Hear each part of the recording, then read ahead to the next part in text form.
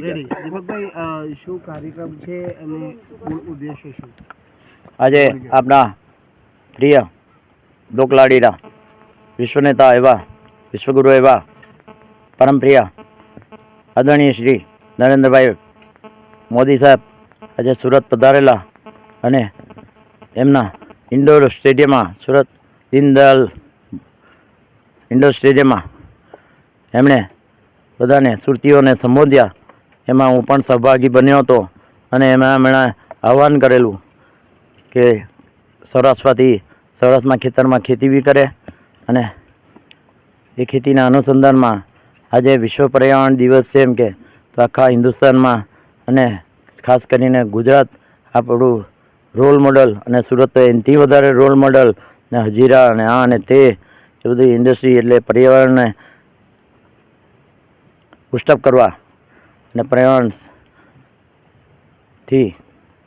જે ઓઝોનનું પડ ફાટી ગયું છે તો તે હવે એક જ રસ્તો છે કે ગ્રીનરી એટલે વૃક્ષોનું વાવેતર કરીએ એટલે વિશ્વ પર્યાવરણ દિવસને જોરદાર રીતે ઉજવીએ એવી બધાને આજ્ઞા કે સલાહ સૂચન કરેલી. તેના અનુસંધાને હું મોદીજીનો જન્મજાત કમળનો ચાહક છું તો તે સંજોગોમાં મોદીજીનો ખાસ ચાહક છું તો એમની આજ્ઞાના અનુસંધાને એમના સલાહ સૂચન એટલે ભાઈ એમને હું આજ્ઞા જ માનું.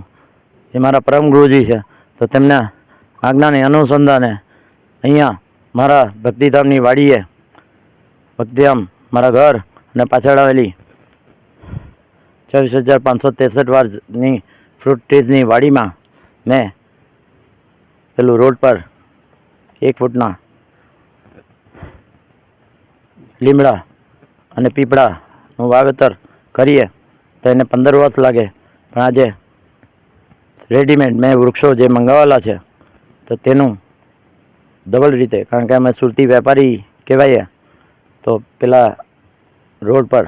લીમડા અને પીપળા તે